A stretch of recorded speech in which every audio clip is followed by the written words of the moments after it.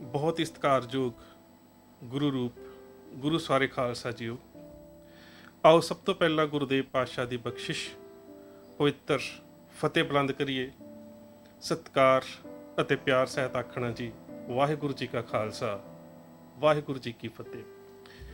ਕੁਝ ਦਿਨਾਂ ਤੋਂ ਆਪਣੇ ਵਿਖਿਆਨਾਂ ਦੀ ਲੜੀ ਦੇ ਵਿੱਚ ਮੈਂ ਕੋਸ਼ਿਸ਼ ਕੀਤੀ ਸੀ ਕਿ ਬੱਬਰ ਅਕਾਲੀ ਲਹਿਰ ਦੇ ਬਾਰੇ ਕੁਝ ਚਾਨਣਾ ਪਾਇਆ ਜਾਵੇ, ਕਿਉਂਕਿ ਅਕਸਰ ਜਦੋਂ ਇਸ ਲਹਿਰ ਦੇ ਬਾਰੇ ਮੁਲਾਂਕਣ ਕਰਨ ਦੀ, ਇਹਦਾ ਅਧਿਐਨ ਕਰਨ ਦੀ ਜਾਂ ਫਿਰ ਇਹਦੇ ਬਾਰੇ ਜਾਣਨ ਦੀ ਕਿ ਉਹ ਕਿਹੜੇ ਬੱਬਰ ਅਕਾਲੀ ਸੂਰਮੇ ਸਨ ਜਿਨ੍ਹਾਂ ਨੇ ਉਹਨਾਂ ਸਮਿਆਂ ਦੇ ਵਿੱਚ ਇੱਕ ਐਸਾ ਸੰਘਰਸ਼ ਆਰੰਭਿਆ ਕਿ ਸੱਚ ਜਾਣਿਓ, ਮੈਨੂੰ ਇੰਜ ਲੱਗਦਾ ਹੈ ਕਿ ਜਿਹੜੇ ਸ਼ਬਦ ਸਰਦਾਰ ਕਿਸ਼ਨ ਸਿੰਘ ਗੜਗੱਜ ਨੇ ਆਪਣੀ ਫਾਂਸੀ ਤੋਂ ਪਹਿਲਾਂ ਜਿਹੜੇ ਸ਼ਬਦ ਕਹੇ ਸਨ ਕਿ ਬੱਬਰਾਂ ਨੇ ਜਿਹੜਾ ਇਤਿਹਾਸ ਸਿਰਜ ਦਿੱਤਾ ਹੈ, ਇਸ ਇਤਿਹਾਸ ਦੀਆਂ ਪੈੜਾਂ ਨੂੰ ਮਿਟਾਉਣ ਦੇ ਵਾਸਤੇ ਵੀ ਫਰੰਗੀਆਂ ਨੂੰ ਇੱਕ ਲੰਬਾ ਸਮਾਂ ਲੱਗੇਗਾ।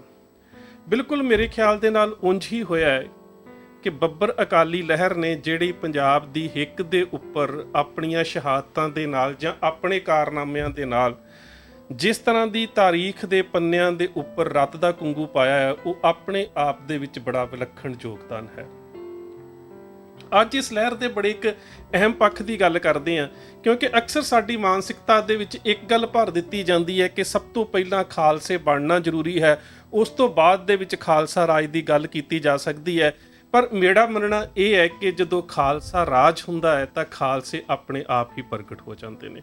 ਮੇਰਾ ਕਹਿਣ ਤੋਂ ਭਾਵ ਇਹ ਹੈ ਕਿ ਉਹ ਲੋਕ ਜਿਨ੍ਹਾਂ ਦਾ ਕਈ ਵਾਰੀ ਧਰਮ ਦੇ ਨਾਲ, ਧਰਮ ਦੀਆਂ ਮਾਨਤਾਵਾਂ ਦੇ ਨਾਲ, ਧਰਮ ਦੀ ਵਿਚਾਰਧਾਰਾ ਦੇ ਨਾਲ ਕੋਈ ਬਹੁਤ ਗੂੜਾ ਸੰਬੰਧ ਨਹੀਂ ਹੁੰਦਾ, ਪਰ ਜਦੋਂ ਇੱਕ ਲਹਿਰ ਚੱਲ ਰਹੀ ਹੁੰਦੀ ਹੈ ਤੇ ਉਹ ਲੋਕ ਜਿਨ੍ਹਾਂ ਨੂੰ ਅਕਸਰ ਅਸੀਂ ਮਾਰ ਧਾੜ ਵਾਲੇ ਜਾਂ ਥੋੜੀ ਖਾੜਕੂ ਤਬੀਅਤ ਦੇ, ਖਾੜਕੂ ਬਿਰਤੀ ਦੇ ਕਹਿ ਦਿੰਦੇ ਆ, ਜਿਹੜੇ ਬੇਸ਼ੱਕ ਧਾਰਮਿਕ ਭਾਵਨਾਵਾਂ ਤੋਂ ਵਿਹੂਣੇ ਹੁੰਦੇ ਨੇ, ਪਰ ਉਹ ਵੀ ਉਸ ਲਹਿਰ ਦੇ ਵਿੱਚ ਜਦੋਂ ਆ ਜਾਂਦੇ ਨੇ ਤਾਂ ਉਹਨਾਂ ਦੀਆਂ ਜਿਹੜੀਆਂ ਅੰਦਰੂਨੀ ਭਾਵਨਾਵਾਂ ਨੇ ਜਾਂ ਕਹਿ ਸਕਦੇ ਹੋ ਕਿ ਧਰਮ ਦੀਆਂ ਮਾਨਤਾਵਾਂ ਨੇ, ਉਹ ਵੀ ਜਨਮ ਲੈਂਦੀਆਂ ਨੇ ਤੇ ਉਹ ਉਸੇ ਹੀ ਧਾਰਮਿਕ ਵੇਗ ਦਾ ਔਰ ਉਸੇ ਹੀ ਧਾਰਮਿਕ ਲਹਿਰ ਦਾ ਹਿੱਸਾ ਬਣ ਜਾਂਦੇ ਨੇ।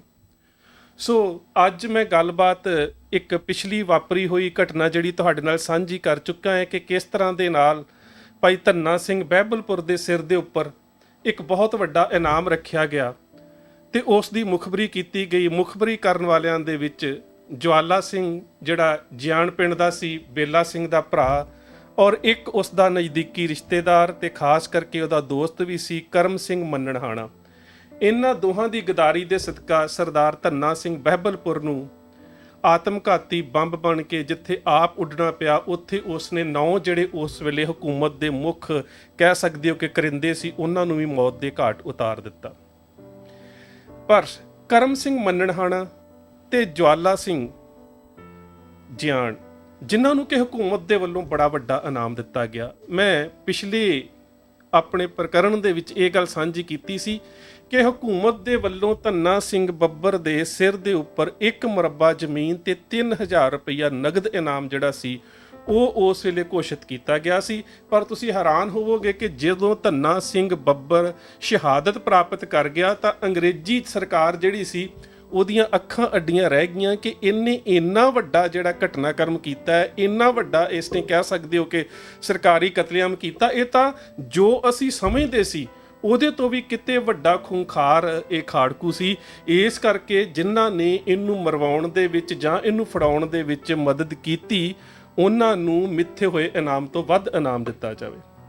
ਸੋ ਉਸ ਤੋਂ ਬਾਅਦ ਜਿਹੜਾ ਜਵਾਲਾ ਸਿੰਘ ਜਿਆਣ ਸੀ, ਇਸ ਨੂੰ 2 ਮੁਰੱਬੇ ਭਾਵ ਕਿ 50 ਏਕੜ ਜ਼ਮੀਨ ਤੇ ਨਗਦ ਇਨਾਮ, ਤੇ ਇਹਦੇ ਤੋਂ ਇਲਾਵਾ ਕਰਮ ਸਿੰਘ ਮੰਨਣਹਾਣਾ ਨੂੰ 1 ਮੁਰੱਬਾ ਭਾਵ ਕਿ 25 ਏਕੜ ਜ਼ਮੀਨ ਤੇ ਨਗਦ ਇਨਾਮ ਦਿੱਤਾ ਗਿਆ। ਤਕਰੀਬਨ 9 ਸਾਲ ਦਾ ਸਮਾਂ ਬੀਤ ਗਿਆ ਤੇ 1939 ਦੇ ਵਿੱਚ ਕਪੂਰਥਲੇ ਦੀ ਸਿੱਖ ਪਲਟਨ ਦੇ ਵਿੱਚ 2 ਨੌਜਵਾਨਾਂ ਨੇ ਕਿਸੇ ਗੱਲ ਤੋਂ, ਕਿਸੇ ਆਪਸੀ ਕਹਿ ਸਕਦੇ ਹੋ ਕਿ ਪਲਟਨ ਦੇ ਵਿੱਚ ਮਤਭੇਦ ਤੋਂ ਤੰਗ ਹੋ ਕੇ ਪਲਟਨ ਦੇ ਵਿੱਚੋਂ ਫਰਾਰੀ ਦਾ ਮਨ ਬਣਾਇਆ। ਭਾਵ ਕਿ ਪਲਟਨ ਦੇ ਵਿੱਚੋਂ 2 ਪੱਕੀਆਂ ਰਾਈਫਲਾਂ ਔਰ 1 ਬਕਸਾ ਕਾਰਤੂਸਾਂ ਦਾ ਲੈ ਕੇ ਉਹ ਪਲਟਨ ਦੇ ਵਿੱਚੋਂ ਫਰਾਰ ਹੋ ਗਏ। ਹੁਣ ਥੋੜਾ ਜਿਹਾ ਮੈਂ ਇੱਕ ਗੱਲ ਬੇਨਤੀ ਕਰ ਦੇਵਾਂ ਕਿ ਅਕਸਰ ਪੰਜਾਬੀ ਦੇ ਵਿੱਚ ਸਾਡੇ ਬਜ਼ੁਰਗ ਹਥਿਆਰਾਂ ਦੇ ਬਾਰੇ 2 ਸ਼ਬਦ ਵਰਤਿਆ ਕਰਦੇ ਸੀ, ਪੱਕੀ ਰਫਲ ਔਰ ਕੱਚੀ ਰਫਲ। ਅੱਜ ਵੀ ਕਿਤੇ ਤੁਹਾਨੂੰ ਅੰਗਰੇਜ਼ੀ ਦੇ ਵਿੱਚ ਗਨ ਤੇ ਰਾਈਫਲ ਸ਼ਬਦ ਦਾ ਜਾਂ ਇਹਨਾਂ ਜਿਹੜੇ ਦੋਵਾਂ ਸ਼ਸਤਰਾਂ ਦਾ ਡਿਫਰੈਂਸ ਕੀ ਹੁੰਦਾ ਹੈ ਉਹਨੂੰ ਪੜ੍ਹਨਾ ਪਵੇ ਤਾਂ ਤੁਹਾਨੂੰ ਬਾਖੂਬੀ ਇਸ ਗੱਲ ਦੀ ਜਾਣਕਾਰੀ ਹੋ ਜਾਵੇਗੀ ਕਿ ਗਨ ਕੀ ਹੁੰਦੀ ਹੈ ਔਰ ਰਾਈਫਲ ਕੀ ਹੁੰਦੀ ਹੈ। ਸੋ ਪੱਕੀ ਰਫਲ ਜਿਹੜਾ ਉਹ ਰਾਈਫਲ ਦੇ ਵਾਸਤੇ ਜਿਹੜਾ ਇਹ ਸ਼ਬਦ ਵਰਤਿਆ ਜਾਂਦਾ ਸੀ, ਔਰ 1957 ਦੇ ਵਿੱਚ ਜਿਹੜੀਆਂ ਇਨਫੀਲਡ ਰਾਈਫਲਸ ਜਿਹੜੀਆਂ ਅੰਗਰੇਜ਼ਾਂ ਨੇ ਬਰਤਾਨੀਆ ਤੋਂ ਬਣਾ ਕੇ ਹਿੰਦੁਸਤਾਨ 'ਚ ਭੇਜੀਆਂ ਸੀ, ਉਹਦੇ ਤੋਂ ਬਾਅਦ ਇੱਕ ਨਵਾਂ ਮਾਡਲ ਜਿਹੜਾ ਮੈਗਜ਼ੀਨ ਵਾਲੀ ਰਾਈਫਲ ਸੀ ਜਿਸ ਨੂੰ 303 ਵੀ ਕਿਹਾ ਜਾਂਦਾ ਸੀ, ਉਹ ਤਕਰੀਬਨ 1895 ਦੇ ਵਿੱਚ ਹਿੰਦੁਸਤਾਨ ਦੇ ਵਿੱਚ ਆਈ, ਜਿਸ ਨੂੰ ਉਸ ਵੇਲੇ ਮੈਗਜ਼ੀਨ ਲੀ ਇਨਫੀਲਡ ਰਾਈਫਲ ਦਾ ਨਾਂ ਦਿੱਤਾ ਗਿਆ। ਉਹਦੇ ਤੋਂ ਬਾਅਦ ਉਹਦੇ ਤੋਂ ਥੋੜੀ ਜਿਹੀ ਘੱਟ ਲੰਬਾਈ ਦੇ ਵਿੱਚ ਇੱਕ ਰਾਈਫਲ ਜਿਹੜੀ ਸੀਗੀ ਉਹ ਮੁੜ ਕੇ 1904 ਦੇ ਵਿੱਚ ਆਈ, ਜਿਸ ਨੂੰ ਸਮਾਲ ਮੈਗਜ਼ੀਨ ਲੀ ਇਨਫੀਲਡ ਰਾਈਫਲ ਦਾ ਨਾਂ ਦਿੱਤਾ ਗਿਆ, ਔਰ ਉਹ ਵੀ 303 ਭਾਵ ਕਿ .303 ਬੋਰ ਹੀ ਸੀ। ਸੋ ਇਹ ਜਿਹੜੀਆਂ SMLE ਦੋ ਰਾਈਫਲਾਂ ਜਿਹੜੀਆਂ ਸੀ ਉਹਨਾਂ ਨੂੰ ਔਰ ਇੱਕ ਪੂਰਾ ਬਕਸਾ ਜਿਹੜਾ ਹੈ ਉਹ ਕਾਰਤੂਸਾਂ ਦਾ ਲੈ ਕੇ ਇਹ ਜਿਹੜੇ ਦੋ ਸਿੱਖ ਨੌਜਵਾਨ ਸੀ ਇਹ ਫਰਾਰ ਹੋ ਗਏ। ਕੁਦਰਤਨ ਇਹਨਾਂ ਦੀ ਫਰਾਰੀ ਤੋਂ ਬਾਅਦ ਇਹਨਾਂ ਦੀ ਭਾਲ ਸ਼ੁਰੂ ਹੋਈ, ਇਹਨਾਂ ਦੇ ਪਿੰਡਾਂ ਦੇ ਵਿੱਚ ਛਾਪੇ ਪਏ, ਦੋਵੇਂ ਮਫਰੂਰ ਸਨ, ਫਰਾਰ ਸਨ, ਤੇ ਇਹਨਾਂ ਨੇ ਛੋਟੇ-ਛੋਟੇ ਡਾਕੇ ਮਾਰਨੇ, ਲੋਕਾਂ ਨੂੰ ਲੁੱਟਣਾ, ਜੋ ਕਿ ਇਹਨਾਂ ਨੂੰ ਕਹਿ ਸਕਦੇ ਹੋ ਕਿ ਆਪਣੀ ਜ਼ਿੰਦਗੀ ਜੀਣ ਵਾਸਤੇ ਜਿਹੜੀਆਂ ਜ਼ਰੂਰਤਾਂ ਸੀ ਆਪਣੇ ਫਰਾਰੀ ਦੇ ਜੀਵਨ ਦੇ ਦੌਰਾਨ ਉਹ ਪੂਰੀਆਂ ਕਰਨ ਦੇ ਵਾਸਤੇ ਇਹਨਾਂ ਛੋਟੇ-ਛੋਟੇ ਡਾਕੇ ਮਾਰਨੇ ਸ਼ੁਰੂ ਕਰ ਦਿੱਤੇ। ਕੋਈ ਘਟਨਾਕ੍ਰਮ ਐਸਾ ਵਾਪਰਿਆ, ਕਿਸੇ ਗੁਰਸਿੱਖ ਦੇ ਸੰਪਰਕ ਦੇ ਵਿੱਚ ਆ ਗਏ। ਉਸ ਗੁਰਸਿੱਖ ਨੇ, ਮੈਂ ਕਾਫੀ ਕਿਤਾਬਾਂ ਦੀ, ਕਾਫੀ ਹੋਰ ਦਸਤਾਵੇਜ਼ਾਂ ਦੀ ਖੋਜ ਕੀਤੀ, ਮੈਨੂੰ ਨਾਮ ਨਹੀਂ ਮਿਲ ਸਕਿਆ ਕਿ ਉਹ ਕਿਹੜਾ ਗੁਰਸਿੱਖ ਹੋਵੇਗਾ ਜਿਸ ਦੇ ਅੰਦਰ ਇੰਨੀ ਜ਼ਿਆਦਾ ਕਨਵਿੰਸਿੰਗ ਪਾਵਰ ਹੋਵੇਗੀ ਕਿ ਬਿਨਾਂ ਗੱਲ ਤੋਂ ਕਹਿ ਸਕਦੇ ਹੋ ਕਿ ਜਿਨ੍ਹਾਂ ਦਾ ਮਕਸਦ ਧਾਰਮਿਕ ਨਹੀਂ ਸੀ, ਜਿਨ੍ਹਾਂ ਦਾ ਬੱਬਰ ਅਕਾਲੀ ਲਹਿਰ ਦੇ ਨਾਲ ਸੰਬੰਧ ਕੋਈ ਨਹੀਂ ਸੀ, ਉਹ ਦੋ ਫੌਜੀ ਜਿਹੜੇ ਨੇ ਉਹ ਆਪਸੀ ਝਗੜੇ ਤੋਂ ਆਪਣੀ ਪਲਟਨ ਨੂੰ ਛੱਡ ਕੇ ਫਰਾਰ ਹੁੰਦੇ ਨੇ।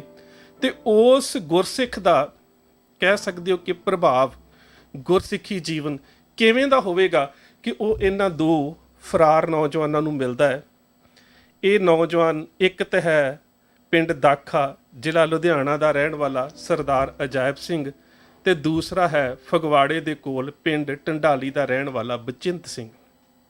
ਦੋਹਾਂ ਨੂੰ ਮਿਲਦਾ ਹੈ ਤੇ ਮਿਲ ਕੇ ਇੱਕ ਗੱਲ ਕਰਦਾ ਹੈ, ਕਹਿੰਦਾ ਭਗੌੜੇ ਹੋ ਚੁੱਕੇ ਹੋ, ਲੁੱਟਮਾਰ ਵੀ ਕਰ ਰਹੇ ਹੋ, ਕਤਲ ਵੀ ਕਈ ਵਾਰ ਹੋ ਜਾਂਦੇ ਨੇ, ਸਰਕਾਰ ਨੇ ਵੀ ਜਦੋਂ ਫੜ ਲਿਆ ਤੁਹਾਨੂੰ ਖਤਮ ਕਰ ਦੇਣਾ, ਪੁਲਿਸ ਤੇ ਫੌਜ ਤੁਹਾਡੇ ਪਿੱਛੇ ਲੱਗੀ ਹੋਈ ਹੈ, ਜੇਕਰ ਮਰਨਾ ਹੀ ਹੈ ਤੇ ਕਮ ਸੇ ਕਮ ਕੋਈ ਐਸਾ ਕੰਮ ਕਰਕੇ ਤਾਂ ਮਰੋ ਕਿ ਕੌਮ ਦੇ ਵਿੱਚ, ਧਰਮ ਦੇ ਵਿੱਚ ਤੁਹਾਡਾ ਕੋਈ ਨਾਂ ਹੋ ਸਕੇ। ਇਹਨਾਂ ਦੇ ਮਨ ਨੂੰ ਇਹ ਗੱਲ ਜਿਹੜੀ ਸੀ ਉਹ ਲੱਗ ਗਈ ਤੇ ਉਸ ਗੁਰਸਿੱਖ ਨੂੰ ਪੁੱਛਦੇ ਨੇ ਫਿਰ ਕੀ ਕਰੀਏ। ਕਹਿੰਦਾ ਕਰਨਾ ਕੀ ਹੈ। ਇੱਕ ਸਿੱਖਾਂ ਦਾ ਐਸਾ ਸੂਰਮਾ ਸੀ ਧੰਨਾ ਸਿੰਘ ਬਹਿਬਲਪੁਰ, ਤੇ ਉਸ ਨੂੰ ਗ੍ਰਿਫਤਾਰ ਕਰਵਾਉਣ ਵਾਲਾ ਤੇ ਉਹਦੀ ਸ਼ਹੀਦੀ ਦਾ ਕਾਰਨ ਬਣਨ ਵਾਲਾ ਕਰਮ ਸਿੰਘ ਮੰਨਣਹਾਲਾ ਅਜੇ ਜਿਉਂਦਾ ਹੈ। ਜੇਕਰ ਤੁਸੀਂ ਕਰਮ ਸਿੰਘ ਮੰਨਣਹਾਲੇ ਨੂੰ ਕਤਲ ਕਰਦੇ ਹੋ ਤਾਂ ਮੈਂ ਸਮਝਾਂਗਾ ਕਿ ਤੁਹਾਡਾ ਉਸ ਫੌਜੀ ਪਲਟਨ ਦੇ ਵਿੱਚੋਂ ਮਫਰੂਰ ਹੋਣਾ, ਫਰਾਰ ਹੋਣਾ ਜਿਹੜਾ ਉਹ ਸਫਲ ਹੋ ਗਿਆ ਤੇ ਤੁਸੀਂ ਕੌਮ ਦੇ ਕੰਮ ਆ ਗਏ ਹੋ। 1940 ਦਾ ਸਾਲ ਆ ਗਿਆ। ਇਹਨਾਂ ਦੋਹਾਂ ਨੌਜਵਾਨਾਂ ਨੇ ਕਮਾਦਾਂ ਦੇ ਵਿੱਚ, ਫਸਲਾਂ ਦੇ ਵਿੱਚ, ਝਿੜੀਆਂ ਦੇ ਵਿੱਚ ਇੱਕ ਸਾਲ ਕੱਟਿਆ ਤੇ ਤਰਕੀਬ ਲਗਾਉਣੀ ਸ਼ੁਰੂ ਕੀਤੀ ਕਿ ਕਿਸ ਤਰ੍ਹਾਂ ਦੇ ਨਾਲ ਧੰਨਾ ਸਿੰਘ ਬਹਿਬਲਪੁਰ ਦਾ ਬਦਲਾ ਲਿਆ ਜਾਵੇ। ਅਖੀਰ 25 ਮਾਰਚ 1940 ਇਹ ਉਹ ਦਿਨ ਸੀ ਜਿਨ੍ਹਾਂ ਦਿਨਾਂ ਦੇ ਵਿੱਚ ਤਕਰੀਬਨ 1 ਮਾਰਚ ਤੋਂ ਲੈ ਕੇ ਤੇ 25 26 ਤਕਰੀਬਨ 30 ਮਾਰਚ ਤੱਕ ਪਿੰਡਾਂ ਦੇ ਵਿੱਚ ਵੱਖ-ਵੱਖ ਥਾਵਾਂ ਦੇ ਉੱਪਰ ਹੋਲੇ ਮਹੱਲੇ ਦੇ ਦੀਵਾਨ ਲੱਗਦੇ ਸੀ। ਇਹ ਜਿਹੜੇ ਦੋਵੇਂ ਨੌਜਵਾਨ ਨੇ ਇਹ ਕੰਗਰੋੜ ਤੇ ਪੰਡੋਰੀ ਪਿੰਡ ਦੀ ਜਿੱਥੇ ਹੱਦ ਹੈ ਉੱਥੇ ਬੈਠੇ ਨੇ। ਉੱਥੋਂ ਇਹ ਮੰਨਣਹਾਣੇ ਵੱਲ ਨੂੰ ਗਏ ਤੇ ਮੰਨਣਹਾਣੇ ਪਿੰਡ ਦੇ ਬਾਹਰ-ਬਾਹਰ ਜਾ ਕੇ ਇਹਨਾਂ ਨੇ ਇੱਕ ਕਰਮ ਸਿੰਘ ਮੰਨਣਹਾਣੇ ਦਾ ਖਾਸ ਵਿਅਕਤੀ ਜਿਹੜਾ ਸੀ ਉਹਦੇ ਨਾਲ ਥੋੜੇ ਸੰਬੰਧ ਕਾਇਮ ਕਰਕੇ ਉਸ ਨੂੰ ਕਿਹਾ ਕਿ ਕਰਮ ਸਿੰਘ ਨੂੰ ਤੂੰ ਬਹਿਕ ਦੇ ਉੱਪਰ ਲੈ ਕੇ ਆ ਤੇ ਉਹਨੂੰ ਸੁਨੇਹਾ ਦੇ ਦੇਵੀਂ ਕਿ ਅਸੀਂ ਸਰਕਾਰ ਦੇ ਭੇਜੇ ਵਿਅਕਤੀਆਂ ਤੇ ਤੈਨੂੰ ਮਿਲਣਾ ਚਾਹੁੰਦੇ ਹਾਂ। ਕਰਮ ਸਿੰਘ ਉਸ ਵਿਅਕਤੀ ਦੇ ਉੱਪਰ ਯਕੀਨ ਕਰਕੇ ਇਹਨਾਂ ਨੂੰ ਮਿਲਣ ਦੇ ਵਾਸਤੇ ਬਾਹਰ ਆ ਗਿਆ। ਜਦੋਂ ਉਹ ਆਪਣੀ ਬੈਕ ਦੇ ਉੱਪਰ ਪਹੁੰਚਿਆ ਤੇ ਉਸਨੇ ਵੇਖਿਆ ਕਿ ਦੋਵਾਂ ਦੇ ਹੱਥਾਂ ਦੇ ਵਿੱਚ ਰਾਈਫਲਾਂ ਨੇ। ਪਹਿਲਾਂ ਤੇ ਮਨ ਅੰਦਰ ਸ਼ੱਕ ਪੈਦਾ ਹੋਇਆ ਕਿ ਵਾਪਸ ਮੁੜ ਜਾਵਾਂ, ਫਿਰ ਉਸਨੇ ਸੋਚਿਆ ਕਿ ਜੇਕਰ ਇਹਨਾਂ ਨੇ ਮੈਨੂੰ ਕਤਲ ਕਰਨਾ ਹੁੰਦਾ ਤਾਂ ਇਹਨਾਂ ਨੇ ਰਾਈਫਲਾਂ ਦਾ ਵਿਖਾਵਾ ਨਹੀਂ ਸੀ ਕਰਨਾ, ਜ਼ਰੂਰ ਸਰਕਾਰੀ ਆਦਮੀ ਹੋਣਗੇ, ਮੇਰੇ ਨਾਲ ਕੋਈ ਵਾਰਤਾਲਾਪ, ਕੋਈ ਪੁੱਛ ਪੜਤਾਲ ਕਰਨ ਆਏ ਹੋਣਗੇ।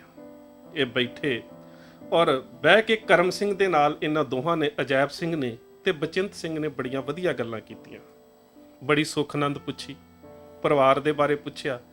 ਸਾਰੀਆਂ ਗੱਲਾਂ ਪੁੱਛਣ ਤੋਂ ਬਾਅਦ ਕਹਿੰਦੇ ਆ ਕਿ ਹੁਣ ਅਸੀਂ ਫਗਵਾੜੇ ਵੱਲ ਨੂੰ ਜਾਣਾ ਹੈ, ਸਾਨੂੰ ਥੋੜਾ ਜਿਹਾ ਅੱਗੇ ਘਰ ਆ, ਰਾਹ ਦੱਸ ਦੇ ਤੇ ਤੂੰ ਆਪਣੇ ਪਿੰਡ ਵਾਪਸ ਚਲਾ ਜਾ। ਜਦੋਂ ਉਹ ਇਹਨਾਂ ਨੂੰ ਨਾਲ ਲੈ ਕੇ ਫਗਵਾੜੇ ਵਾਲੇ ਪਾਸੇ ਨੂੰ ਮੁੜਿਆ, ਨਾਲ ਤੁਰਨ ਲੱਗਾ, ਤੇ ਤਕਰੀਬਨ 2 ਫਰਲਾਂਗ ਅੱਗੇ ਜਾ ਕੇ ਸਰਦਾਰ ਅਜੈਬ ਸਿੰਘ ਕਰਮ ਸਿੰਘ ਨੂੰ ਕਹਿੰਦਾ, ਉਹ ਕਰਮ ਸਿਆਂ, ਤੂੰ ਉਹੀ ਹੈ ਨਾ ਜਿੰਨੇ ਧੰਨਾ ਸਿੰਘ ਬਹਿਬਲਪੁਰ ਦੀ ਮੁਖਬਰੀ ਕੀਤੀ ਸੀ। ਹੁਣ ਕਰਮ ਸਿੰਘ ਦੇ ਪੈਰਾਂ ਹੇਠੋਂ ਜ਼ਮੀਨ ਨਿਕਲ ਗਈ, ਤੁਰਿਆ ਨਹੀਂ ਸੀ ਜਾ ਰਿਹਾ, ਇੱਕਦਮ ਜ਼ਮੀਨ ਤੇ ਗੋਡਿਆਂ ਭਾਰ ਡਿੱਗ ਪਿਆ ਤੇ ਹੱਥ ਜੋੜਨੇ ਸ਼ੁਰੂ ਕਰ ਦਿੱਤੇ। ਮੈਨੂੰ ਮਾਫ ਕਰ ਦਿਓ, ਮੇਰੇ ਕੋਲ ਬੜੀ ਵੱਡੀ ਗਲਤੀ ਹੋਈ ਹੈ। ਮੈਨੂੰ ਜੋ ਤੁਸੀਂ ਡੰਨ ਲਾਓ, ਜੋ ਤੁਸੀਂ ਹਰਜਾਨਾ ਲਾਓ, ਮੈਂ ਦੇਣ ਨੂੰ ਤਿਆਰ ਹਾਂ। ਮੇਰੀ ਜਾਨ ਬਖਸ਼ੀ ਕਰ ਦਿਓ, ਮੇਰੇ ਕੋਲੋਂ ਬਹੁਤ ਵੱਡੀ ਗਲਤੀ ਹੋਈ ਹੈ। ਤੇ ਸਰਦਾਰ ਬਚਿੰਤ ਸਿੰਘ ਨੇ ਕਿਹਾ ਕਿ ਤੇਰੀ ਗਲਤੀ ਮੰਨਣ ਦੇ ਨਾਲ ਜਾਂ ਸਾਡਾ ਹਰਜਾਨਾ ਲੈਣ ਦੇ ਨਾਲ ਹੁਣ ਬੱਬਰ ਅਕਾਲੀ ਲਹਿਰ ਦਾ ਸੂਰਮਾ ਧੰਨਾ ਸਿੰਘ ਵਾਪਸ ਨਹੀਂ ਮੁੜਨਾ। ਅਜੇ ਉਹ ਕਹਿ ਰਿਹਾ ਸੀ ਤੇ ਇੰਨੇ ਚਿਰ ਨੂੰ ਸਰਦਾਰ ਅਜੈਬ ਸਿੰਘ ਨੇ ਆਪਣੀ ਰਾਈਫਲ ਦਾ ਬੋਲਟ ਮਾਰਿਆ ਤੇ 2 ਗੋਲੀਆਂ ਜਿਹੜੀਆਂ ਸੀਗੀਆਂ ਇੱਕ ਇੱਕ ਕਰਕੇ ਉਹਦੇ ਸੀਨੇ ਦੇ ਆਰ-ਪਾਰ ਕਰ ਦਿੱਤੀਆਂ। ਹੁਣ ਕਰਮ ਸਿੰਘ ਦੀ ਲਾਸ਼ ਜ਼ਮੀਨ ਤੇ ਪਈ ਸੀ ਤੇ ਇਹ ਦੋਵੇਂ ਸੂਰਮੇ ਜਿਹੜੇ ਸੀ ਇਹ ਮਾਣਕ ਪਿੰਡ ਵੱਲ ਨੂੰ ਤੁਰ ਪਏ। ਤੇ ਮਾਣਕ ਘੁੰਮਣ ਪਿੰਡ ਉਸ ਵੇਲੇ ਹੋਲੇ ਮਹੱਲੇ ਦਾ ਮੇਲਾ ਲੱਗਿਆ ਕਰਦਾ ਸੀ, ਉੱਥੋਂ ਕਾਫੀ ਲੋਕ ਵਾਪਸ ਆ ਰਹੇ ਸੀ। ਇਹਨਾਂ ਰਸਤੇ ਦੇ ਵਿੱਚ ਲੋਕਾਂ ਨੂੰ ਰੋਕ ਕੇ ਇੱਕ ਗੱਲ ਕਹੀ ਕਿ ਤੁਸੀਂ ਆਪਣਾ ਰਸਤਾ ਬਦਲ ਕੇ ਜਾਇਓ, ਕਿਉਂਕਿ ਰਾਹ ਦੇ ਵਿੱਚ ਅਸੀਂ ਕਰਮ ਸਿੰਘ ਮੰਨਣਹਾਣੇ ਦਾ ਕੰਡਾ ਕੱਢ ਕੇ ਆਏ ਆ, ਉਹਦੀ ਲਾਸ਼ ਪਈ ਹੈ, ਕਿਤੇ ਇਹ ਨਾ ਹੋਵੇ ਕੱਲ ਨੂੰ ਪੁਲਿਸ ਆ ਕੇ ਤੁਹਾਨੂੰ ਤੰਗ ਕਰੇ ਤੇ ਤੁਸੀਂ ਜਿਹੜਾ ਉਹ ਰਸਤਾ ਬਦਲ ਕੇ ਜਾਇਓ। ਪਰ ਇੱਕ ਗੱਲ ਹੈ ਕਿ ਮੰਨਣਹਾਣੇ ਪਿੰਡ ਦੇ ਵਿੱਚ ਜਾ ਕੇ ਉਹਦੇ ਪਰਿਵਾਰ ਨੂੰ ਸੁਨੇਹਾ ਦੇ ਦਿਓ ਕਿ ਧੰਨਾ ਸਿੰਘ ਬੱਬਰ ਦੀ ਮੁਖਬਰੀ ਕਰਨ ਵਾਲੇ ਤੇ ਉਹਦੀ ਸ਼ਹਾਦਤ ਦਾ ਕਾਰਨ ਬਣਨ ਵਾਲੇ ਕਰਮ ਸਿੰਘ ਦੀ ਲਾਸ਼ ਜਿਹੜੀ ਹੈ ਉਹ ਫਲਾਣੀ ਬਹਿਕ ਦੇ ਰਸਤੇ ਦੇ ਉੱਪਰ ਪਈ ਹੈ, ਆ ਕੇ ਆਪਣੀ ਲਾਸ਼ ਚੁੱਕ ਕੇ ਲੈ ਜਾਣ। ਇਹ ਕਹਿ ਕੇ ਇਹ ਦੋਵੇਂ ਸੂਰਮੇ ਜਿਹੜੇ ਸੀ ਇਹ ਫਿਰ ਫਰਾਰ ਹੋ ਗਏ। ਕੁਛ ਚਿਰ ਪੁਲਿਸ ਇਹਨਾਂ ਦੀ ਭਾਲ ਕਰਦੀ ਰਹੀ, ਪਿੱਛਾ ਕਰਦੀ ਰਹੀ। ਅਖੀਰ ਜਿਹੜੇ ਸਰਦਾਰ ਬਚਿੰਤ ਸਿੰਘ ਪਿੰਡ ਢੰਡਾਲੀ ਦੇ ਰਹਿਣ ਵਾਲੇ ਸੀ, ਇਹਨਾਂ ਦਾ ਸਹੁਰਾ ਪਰਿਵਾਰ ਰਹਿੰਦਾ ਸੀ ਪੰਡੋਰੀ ਗੰਗਾ ਸਿੰਘ। ਇੱਕ ਵਾਰੀ ਇਹ ਆਪਣੇ ਉਸ ਪਰਿਵਾਰ ਨੂੰ ਜਿੱਥੇ ਇਹਨਾਂ ਦੀ ਪਤਨੀ ਰਹਿ ਰਹੀ ਸੀ ਮਿਲਣ ਵਾਸਤੇ ਆਏ, ਕਿਸੇ ਮੁਖਬਰ ਦੀ ਮੁਖਬਰੀ ਦੇ ਉੱਪਰ ਗ੍ਰਿਫਤਾਰ ਕਰ ਲਏ ਗਏ ਤੇ ਇਹਨਾਂ ਨੂੰ ਫਾਂਸੀ ਦੀ ਸਜ਼ਾ ਹੋਈ। ਤੇ ਸਰਦਾਰ ਅਜੈਬ ਸਿੰਘ ਪਿੰਡ ਦਾਖਾ ਜਿਹੜੇ ਸੀ ਉਹ ਪੁਲਿਸ ਦੇ ਨਾਲ ਮੁਕਾਬਲੇ ਦੇ ਵਿੱਚ ਸ਼ਹੀਦ ਹੋ ਗਏ। ਸੋ ਇਹ 2 ਉਹ ਫੌਜੀ ਵੀਰ ਸਨ ਜਿਹੜੇ ਫੌਜੀ ਬੈਰਕ ਦੇ ਵਿੱਚੋਂ ਕਿਸੇ ਨਿੱਜੀ ਕਾਰਨ ਦੇ ਕਰਕੇ ਭਗੌੜੇ ਹੋਏ। ਇੱਕ ਗੁਰਸਿੱਖ ਦੀ ਕਹਿ ਸਕਦੇ ਹੋ ਕਿ ਕਿਸੇ ਨਾ ਕਿਸੇ ਤਰ੍ਹਾਂ ਉਹਦੇ ਇੱਕ ਗੁਰਸਿੱਖ ਦੇ ਸਬੰਧ ਦੇ ਵਿੱਚ ਆਏ। ਉਸ ਗੁਰਸਿੱਖ ਦੇ ਜੀਵਨ ਦਾ ਇੰਨਾ ਜ਼ਿਆਦਾ ਪ੍ਰਭਾਵ ਪਿਆ ਕਿ ਇਹ ਜਿਹੜੇ ਭਗੌੜੇ ਫੌਜੀ ਸਨ, ਜਿਹੜੇ ਸਿਰਫ ਲੁੱਟਮਾਰ ਕਰਿਆ ਕਰਦੇ ਸਨ, ਇਹ ਬੱਬਰ ਅਕਾਲੀ ਲਹਿਰ ਦਾ ਹਿੱਸਾ ਬਣ ਗਏ। ਤੇ ਇੱਕ ਸਿੰਘ ਇਹਨਾਂ ਚੋਂ ਬਚਿੰਤ ਸਿੰਘ ਜਿਹੜਾ ਸੀ ਉਹ ਫਾਂਸੀ ਦੇ ਰੱਸੇ ਨੂੰ ਚੁੰਮ ਕੇ ਜਾਮੇ ਸ਼ਹਾਦਤ ਪੀ ਗਿਆ ਤੇ ਦੂਸਰਾ ਪੁਲਿਸ ਮੁਕਾਬਲੇ ਦੇ ਵਿੱਚ ਸ਼ਹਾਦਤ ਦੇ ਗਿਆ। ਸੋ ਇਹ ਇੱਕ ਬੜਾ ਵਿਲੱਖਣ ਕਾਰਨਾਮਾ ਸੀ ਜਿਹੜਾ ਮੈਂ ਸੋਚਦਾ ਕਿ ਇਤਿਹਾਸ ਦੇ ਪੰਨਿਆਂ ਨੂੰ ਫੋਲਦਿਆਂ ਬਹੁਤ ਔਖਾ ਲੱਭਦਾ ਹੈ। ਸੋ ਅੱਜ ਇੰਨਾ ਕੀ, ਇੰਨੀਆਂ ਕੁ ਬੇਨਤੀਆਂ ਪ੍ਰਵਾਨ। ਫਤਿਹ ਦੀ ਸਾਂਝ ਗੱਜ ਕੇ ਆਖਿਓ ਜੀ, ਵਾਹਿਗੁਰੂ ਜੀ ਕਾ ਖਾਲਸਾ, ਵਾਹਿਗੁਰੂ ਜੀ ਕੀ ਫਤਿਹ।